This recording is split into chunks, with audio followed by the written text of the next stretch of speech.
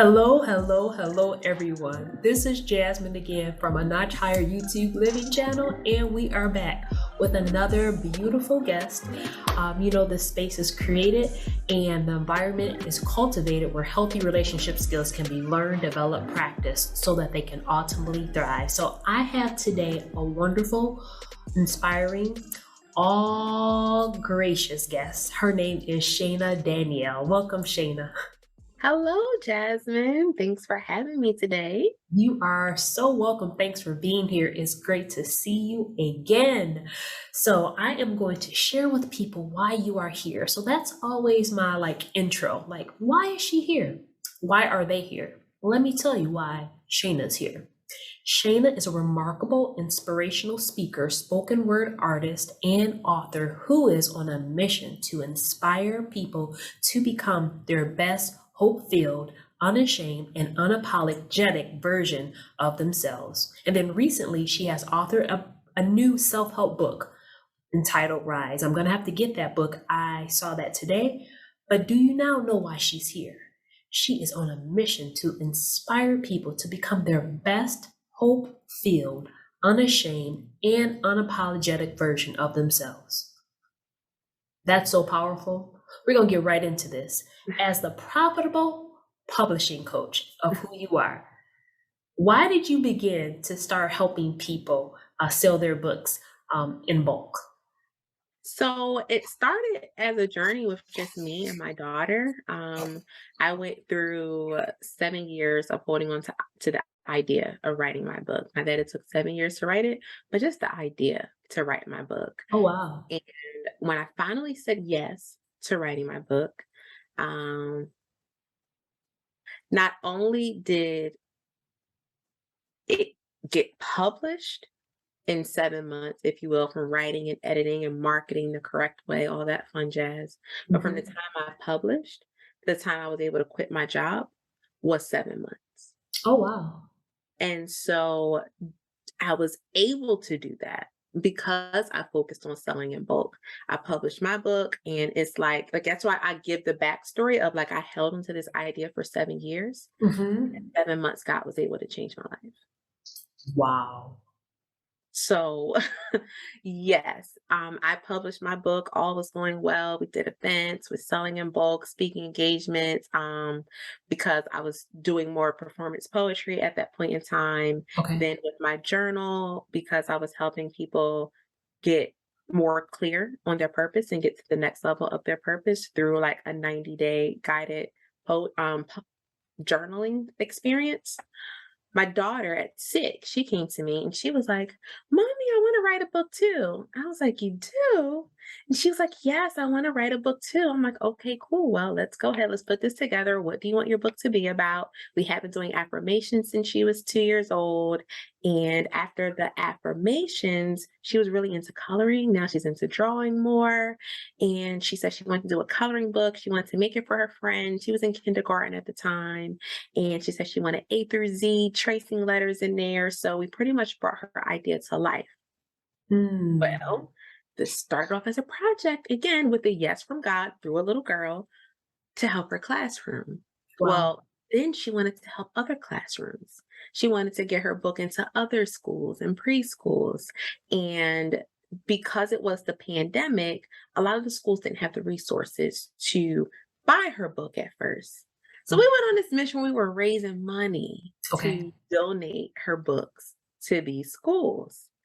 And the news somehow found out about it. We got featured on the news. We were on Fox, ABC, NBC, newspapers, all kind of stuff, right? And after that, although we had some bulk sales before, they really spiked up then. And then a lot more authors were coming to me then just about the whole process from publishing to marketing to selling in bulk. And I was doing a lot of one on one coaching at that time Okay. while also working full time Oh, wow. and helping me and my daughter. And one of the cool things that happened with the first organization we reached out to after the news is then she got paid to speak.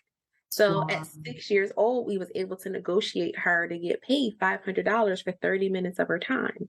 So you're Wow. and that's without them buying the books. So it's like you telling me a 6-year-old girl is getting paid $1,000 an hour? Like what? Like Wow. Wow. from the book. And we continue to sell in bulk. And that is what allowed my family to be able to, be full time in this. It's like a whole family business now. And I was able to quit my job and I was able to stay afloat all of this time by selling in bulk. Then you Okay. fast forward about a year after that, it was like, okay, well, now it's time to try to help people at a greater level. I'm only one person. So if I'm serving one person at a time, eh, okay, that's nice. So I kind of Right. switched to a group model and that made it better. God was like, serve people in group model. I said, okay, Lord, this is new, but I'm gonna go on out on faith and we gonna do this thing. Right. Right. And then the community started to come together, and it's not just me helping authors, but the authors are feeding off of each other. And I am on a mission while individually with my books. My mission is to help people, be, more hope filled, be their unapologetic, unashamed version of themselves. But my mission with helping authors sell their books in bulk is to help 1 million authors impact the lives of 1 million families. So that way we can increase literacy and read our way out of poverty. Wow. I'm going to ask you to repeat that.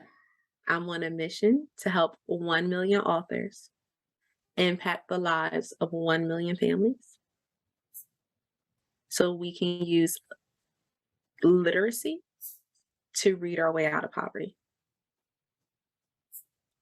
Wow.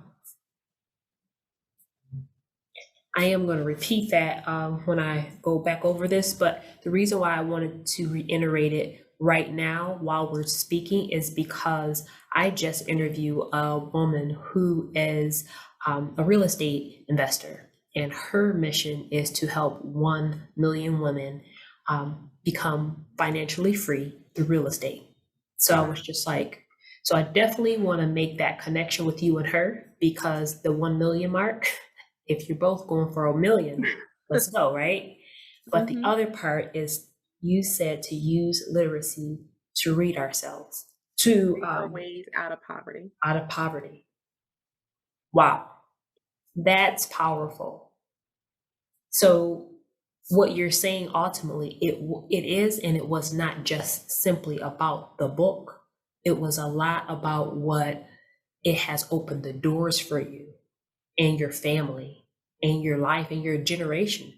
Yes. Um, I have actually written a book, so I understand like it's not a lot of people haven't written a book and they think that's the biggest thing. That's a big thing, but it's not the only thing. Sometimes they think, or we think that, oh, I've done it, like now it's going to sell itself. It doesn't happen that way. Nope. I know. I am living that. And it doesn't just sell itself. At the same time, a lot of people who have maybe written a book, they get discouraged. What would you say is important to have a network, a strategy, a marketing team, the plan with writing a book? Some people just do not know. They think, and honestly, people stay, like you said, thinking about writing a book so long, they think the book writing or publishing is the biggest thing. But what would you say to that? What's the importance of having more than just the book written? So, more than just the book itself is freedom, if you will. Um, Freedom of your time, freedom of your finances, freedom from generational curses, like releasing generational blessings. So you need to have more than the book. Um, Writing and publishing a book is very similar, and I hope nobody's doing this, but birthing a baby and expecting it to change itself, feed itself, take care of itself, like you're birthing a baby, if you will. And if you don't Mm, take care of that baby's not going to make it. that's So so what do true. you do after the baby? Like, okay, we are creating and building the babies inside of our wombs for 9 months. We birth the baby. Right. Now what? Hmm. I love it. And we Yes, say how it takes a village to raise a child.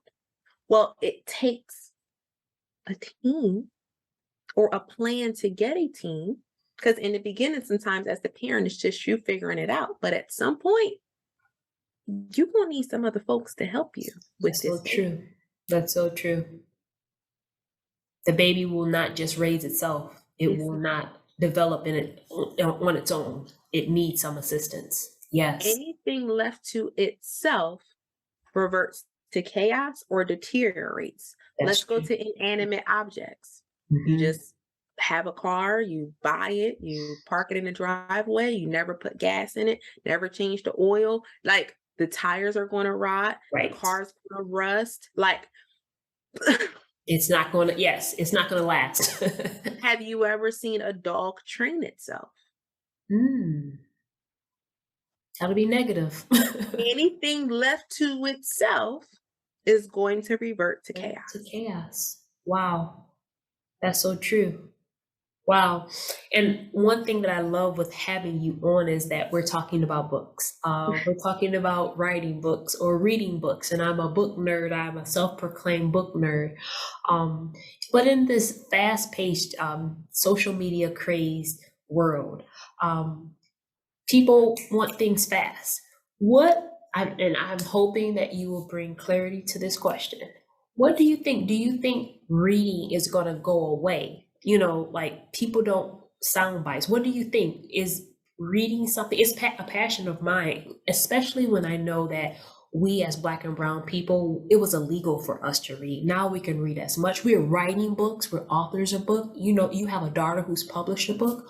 So, what do you think about that? Do you think a book, writing a book, or having books, do you think that's going to actually go away anytime soon?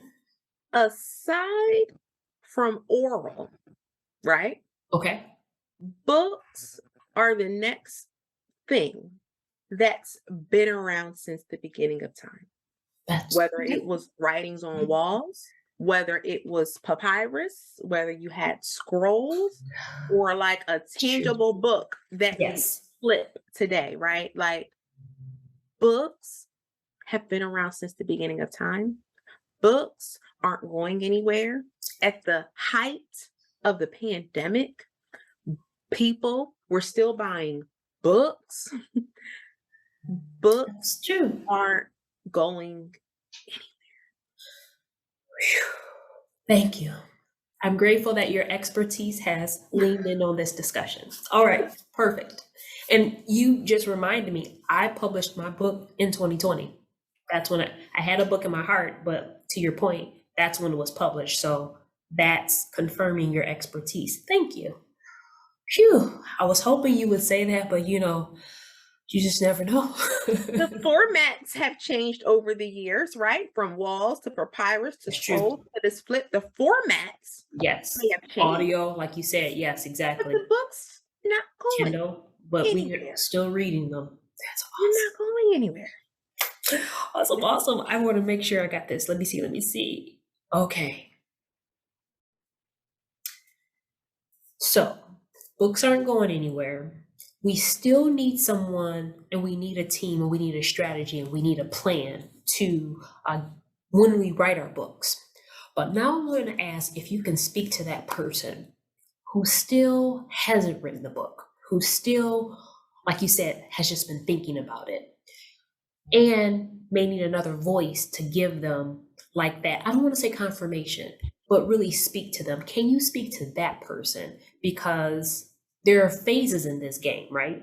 Or Yes. phases in this process. Can you speak to the person who hasn't read the book, who hasn't written the book, but we need their message out? Like you said, books aren't going anywhere. The written word, it's not going anywhere, but somebody's voice needs to be heard. Can you speak to that person's voice or that Yes. person?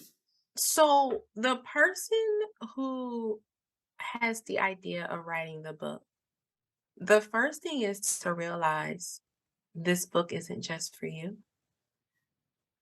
The book is for others. So it's your duty to get it out. That's one. But two, a lot of times in life, we think things are bigger than what they are because they're caught up inside of our brain. And if we just take time to write down our thoughts and get it out of our head, we free Mm. up space for new information. We realize this thing is not as big as we're making it seem. And now we just have to create a plan. So now the plan looks like, what is your outline, right, for your book?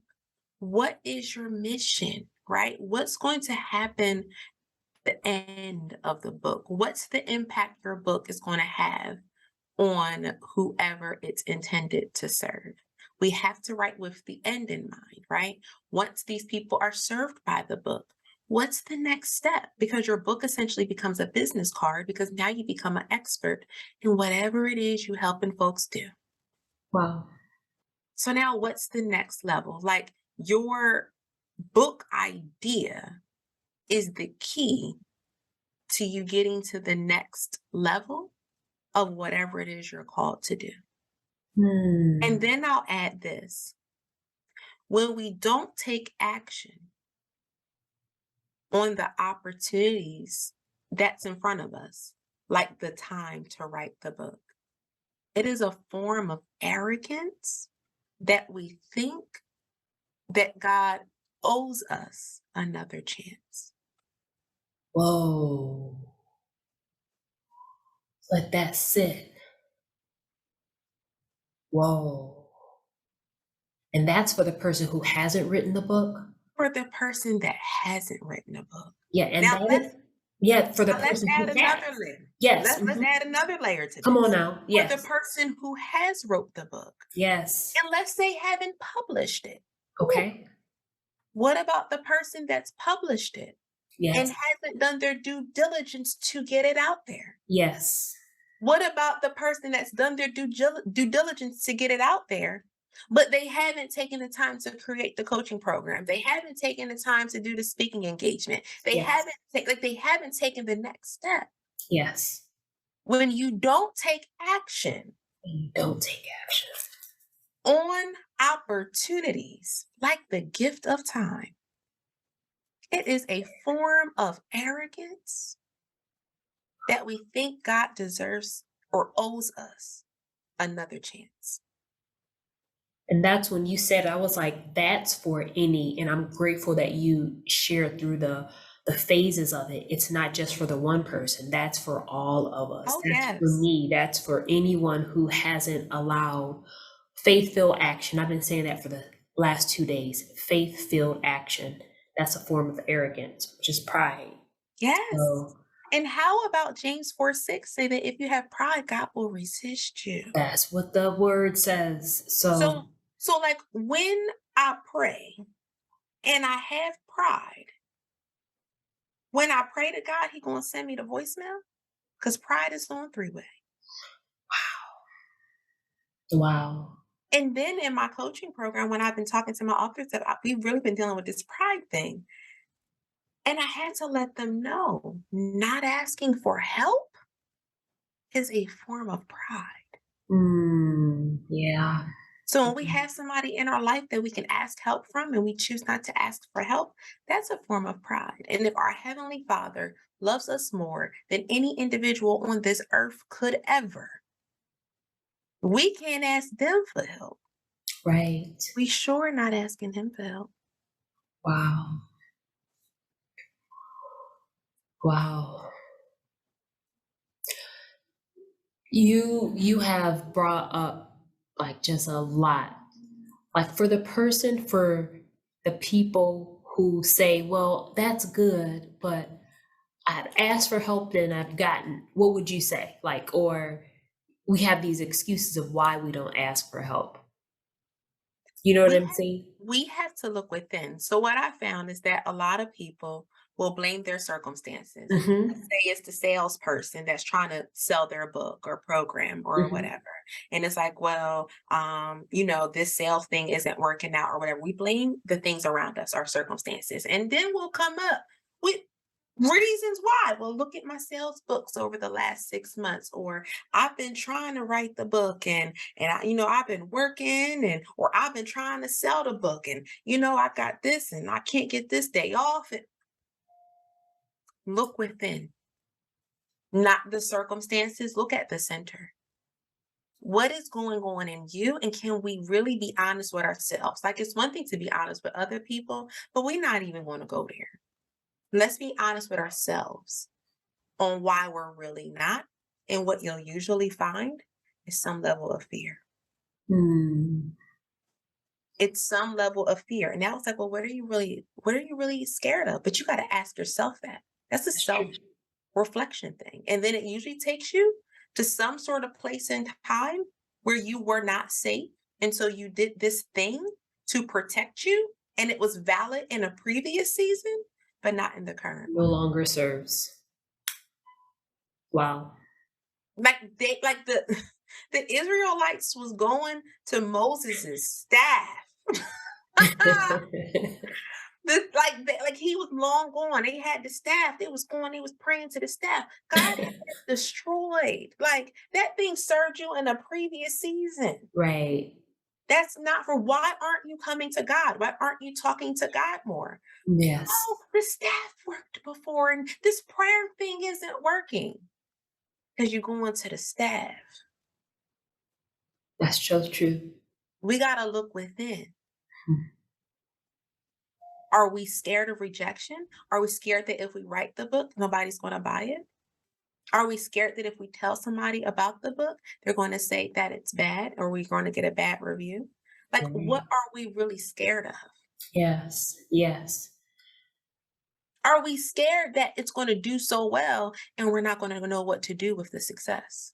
that's so true.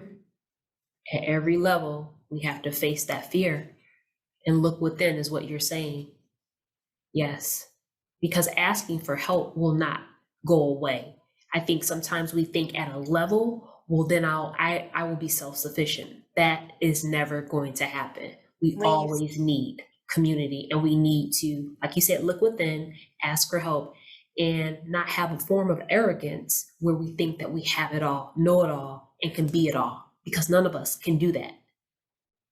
and when we stop growing, we start dying, Wow. literally or figuratively, but we start dying. So as long as we're always growing, we're always going to need help. But the minute that we think we got it, that pride kicks in, and it's what got Lucifer kicked out of heaven. So true. So true. So Wow. So I appreciate the way that you brought the the form of arrogance that we all can have if we don't look within, that we all can play into if we don't pay attention to, like, what is the fear that's really driving my response? And a fear-filled response is definitely going to go against a faith-filled response. One thing that I am grateful for, I came across you on Instagram and I saw that you were having a masterclass. And I actually met with you one time via Zoom. And my one call with you, it prompted me to take action.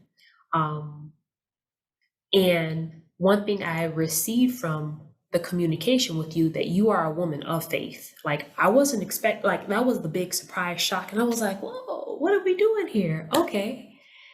But what you said even today is what I took away. Like, you shared an idea and I took action on the idea. I am still, and I'm saying this now, it's recorded, I am still moving forward and I'm planning to move forward with your services because I know this is something, like you said, it can bring freedom. It's an answer to a prayer. So if people are interested in working with you, how do they get started with that process? How does that look? Or are you so accepting clients? so in this current season, yes, I am accepting clients specifically for the book to book. So I have like a year-long mastermind, but then I have a 12-week. And the 12-week specifically works with authors who have a published book or are close to publishing, like within the month. Okay. Okay. And we go through the skills of getting them super clear on who they're serving, how to serve, and where to target, right? So, Okay. what are we targeting? Putting our pieces together, and they would go to workwithshana.com. So, that's work Okay. with Shana, SHANA.com. That gives them access to my free training, and then they get access to my calendar. So, I have a free training on there. It's like 15 minutes, and I may run the masterclass again in October. We'll see whether it's paid or free. Understood. That's very But, powerful. Yes. yeah, but for the masterclass information and all that, I would just recommend checking out my Instagram, right? I'll post when I have that on there. And my Instagram is I am Shana Danielle. Yes. SHANADanielle. Beautiful. And I will have all of this information in the description box, um, and your contact information. So I'm going to, again, this channel was created. Honestly, I started reviewing books because I call myself a self-proclaimed book nerd. I literally have found paraphernalia that says it. So, um, but I'm still in the space of allowing healthy relationship skills to be learned, developed, practice, and thrive. I don't think you just learn it in a book, but I think there's so much within a book that if we apply it, we can move forward. So I'll be transparent in this moment that this place for me has been a growing experience because, like you said, at points in time, my fear rises up, and it's like, well, how are you going to do that? Like, I literally, Shayna, I didn't have for the YouTube. I started with books, and then I would tell people when I started interviewing, we get one shot. I don't edit. I don't know how to edit. But if I would have waited until I got to a place where I knew how, I just would never do it, right? So now I'm at a place where now I have somebody who can edit, and I'm using the channel as the example, but for my life, I know that there's more. So I'm wanting people to know too. I'm not just saying like, oh, these are cool things that I want y'all to know. No, I'm allowing the fear that has been laying there long enough to say like, you know what? I don't know either, but we're going to move forward. So I don't have a timeline, but I am saying that I have been doing the work to move out of the fear filled places. I told Shayna before we started, and I'm saying it out loud. So if you need to, you said it with your daughter, affirmations, our subconscious mind, we got to change that under the surface speak. So I say to myself, and I just rolling it over and over in my mind. I am a wise, worthy, wealthy woman. And then I'm asking myself, I love how you said it, the reflection question of, well, what would a wise woman do? What would a worthy woman do? What would a wealthy woman do? That shifts the narrative for me. Let me tell you why, because it's like, I don't know how is easy when you're not trying to figure anything out. But when you say, well, what would a wise woman do? And I'm glad you're a woman of faith because I'm reading Proverbs 8. And Proverbs 8 is talking a whole lot about what wisdom will do. And wisdom says that if you love me, I will cause you to inherit wealth. She said that wisdom will, they have enduring wealth or enduring riches, not just riches, enduring riches. And enduring riches and wealth, those that love wisdom will have favor from the Lord in life. I'm saying that all so that people will know my connection, even with Shayna, it was a step of faith. I was just like, okay. She said on the what the master class, I was going to say webinar master class, set up a time with her. It's like, okay, I met with her. I'm still on the move to move forward with her. And I'm like, okay. But one thing I have to acknowledge that Shayna has done, she speaks faith back, right back to you. I'm telling you, because she was just like, ain't nothing but a word. Move the mountain. Let's go. And there was no sense of like, okay, you got to do this now. But it was like, you're going to get it done. That's the bottom line. So I want to wrap that up in this pretty bow as we end this interview because It's one thing for me to say, oh, I brought this person on so that you can be helped and is a resource for you. But I'm letting you know, honestly, this is a resource for me as well. And it's a faith step. So I want, like, as we benchmark this day, as we benchmark this time, like, I'll be able to look back and say, like, hey, let me tell you, I really didn't know. But moving forward, guess what? I just continue to take a step, one step at a time. So Shayna, I'm saying that in the interim. So like if you have any other words to say to that person who I'm not saying like they're on the fence, who just needs to know their message counts. I would like you to speak something to them. Your message counts. I need you to take action. I need you to know you're not going to always have that like driving force, like, oh, I got this burning desire. No, you have to decide and then take action, right? So I want you to make a decision to take one step in the right direction, whether that looks like writing your outline, whether that looks like using affirmations and speaking life over your situations and your seasons, whether that looks like putting yourself out there on social media and telling somebody else about the book you have, about the book idea you want to write, about who you are, right? Taking that step of action and then deciding to be consistent to show up every day with it every day doing something, every day writing a paragraph, a page, a sentence, every day making a post, sending an email, whatever that action step looks like. But also remember to make time for rest. Sometimes we get so caught up in the doing that we don't take time for rest. And rest is so, so, so important for your mind, your body, and your soul. So I recommend quarterly breaks where you take like 3 to 4 days off, right? Where it's just you and your thoughts and whatever you like to do. If that looks like a getaway, cool. But then daily rest, like 15 to 30 minutes every day for me. I have to go outside and take a walk. I normally do that around Mm, lunchtime or in the morning or in the evening. Sometimes I get out 3 times in a day, right? But I right. have to go out every day and I watch the birds. I watch the lizards. Since I'm in Georgia now. Okay. I watch at nighttime. I see bats flying. Like it's crazy, but I literally take in nature and I listen. I hear the owls hooting at night. Like I'll sit on the deck. I don't try not try me on the ground when it's dark, but I'll sit on the deck or the porch. I watch the deer. Like I just take it in and I just really realize, what God said. And it's like if God is going to take care of these birds, these butterflies, all of these and the flowers, like everything is being cared for. And if we were made in his image, how much more does he care for you?